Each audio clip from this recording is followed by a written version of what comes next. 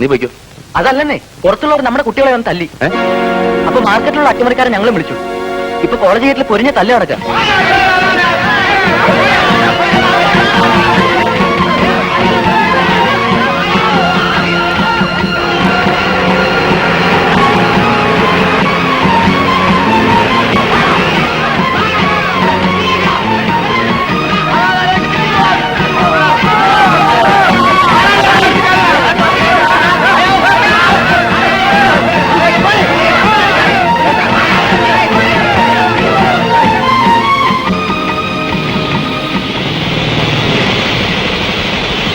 വണ്ടി എടുക്കണം. ആ ചോര മയക്കണ്ട. ആർക്കെങ്കിലും എന്തെങ്കിലും അപകടം പറ്റും. എല്ലാവരും ഹോസ്പിറ്റലിൽ കൊണ്ടുപോയി. കേസ് എന്തായാലും സുഖൂരെ വിടരുത്. അവനാ വെട്ടിയത്. എന്നാ വാടാ, ഇപ്പൊ തന്നെ അവന്റെ വീട്ടിൽ കയറി ചോദിക്കാം. വരട്ടെ. സഖാവ് ഗോപാലേട്ടന്റെ വീടാണത്. രാത്രി കയറാൻ ഞാൻ സമ്മതിക്കില്ല. തല്ലും കൂടി അവള് വെറുതെ ഇരിക്കണോ? ചോദിക്കാതെ പറ്റില്ല. നിങ്ങൾക്ക് നിർബന്ധമാണെങ്കിൽ ഞാൻ പോവാം. ഞങ്ങളും വരും. എന്താ, ഞാൻ തനിച്ചു പോരുന്നുണ്ടോ? ഉണ്ടോ?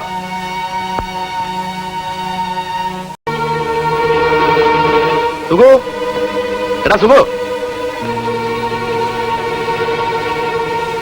സുഖമില്ലേ ഇവിടെ? ഉണ്ടെങ്കിൽ സഖാക്കളോട് വരുമെന്ന് ഞങ്ങൾക്കറിയാം.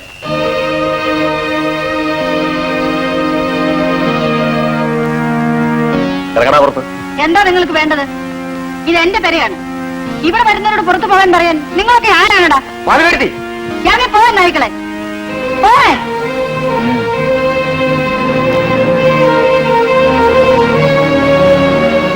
സുഖം ഇവിടെ ഇല്ല മോനെ, നീ കയറിയിരിക്കെ.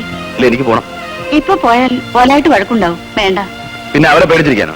പൊന്നു രാഘവ, നീ ഞാൻ പറയുന്നൊന്ന് കേക്ക്. ഈ കച്ചറയും കൂട്ടവും വേണ്ട. രാഘവേട്ടൻ ഇപ്പൊ പോവാൻ ഞങ്ങൾ സമ്മതിക്കില്ല. നിങ്ങൾ ഇങ്ങോട്ട് വരും. മാധവേട്ടിക്ക് പറഞ്ഞ നീയും കേൾക്കില്ലെന്നായോ?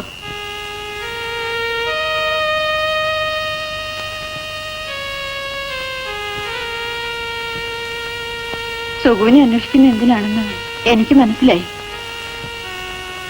രാഘവൻ ഓനോട് പൊറുക്കണം. സുഖു എന്ന് ചെയ്തത് എന്താണെന്ന് നിങ്ങൾക്കറിയോ? നാട്ടുകാരുടെ തല്ലുകൊണ്ട് ഓൻ ചാകുന്ന എനിക്ക് കാണേണ്ടി വരും. ഓന്റെ അച്ഛൻ മരിച്ചായിരുന്നു. നാട്ടുകാർക്ക് വേണ്ടി ജയിലിൽ പോയി. പോലീസുകാരുടെ തല്ലുകൊണ്ട് ക്ഷയം പിടിച്ച് ചോറ് തുപ്പി കണ്ണടച്ച് എല്ലാം അനുഭവിക്കാനാ എനിക്ക് വേണ്ടി.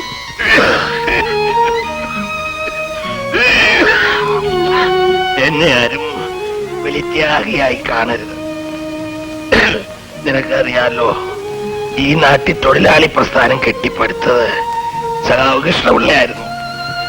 അതിനുവേണ്ടി അദ്ദേഹം അനുഭവിച്ച ത്യാഗത്തെ പറ്റി ഓർക്കുമ്പോ ഞാനൊക്കെ എന്ത് സഹിച്ചിരിക്കുന്നു.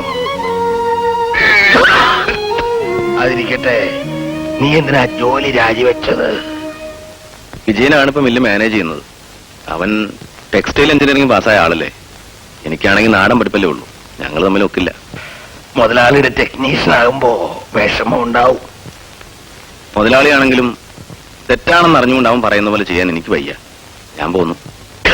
എന്നിട്ട് കോയമ്പത്തൂർ കാളിയപ്പം മില്ലിന്നൊരു ഓഫർ ഉണ്ട്. നല്ല ശമ്പളമാണ്. പോകുന്നോ?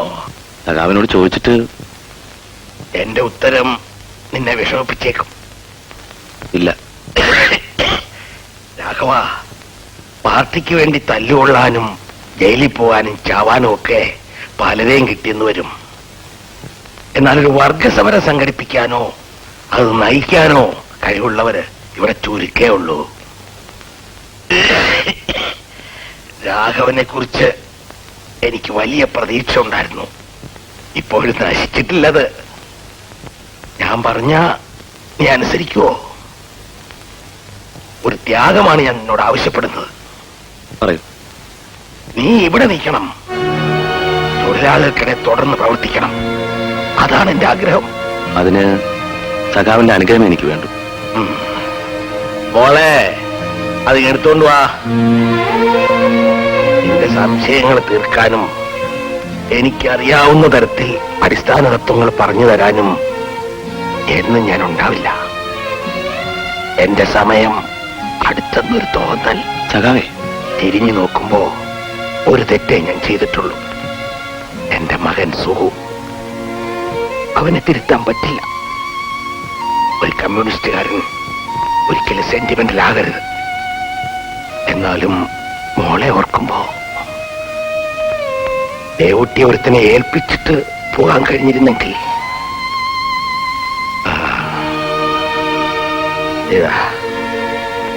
ഇനി ഇതെല്ലാം നിനക്കുള്ള.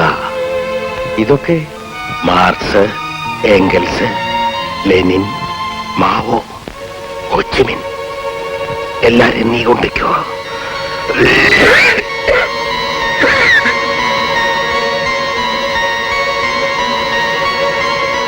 രാഘവേട്ടാ,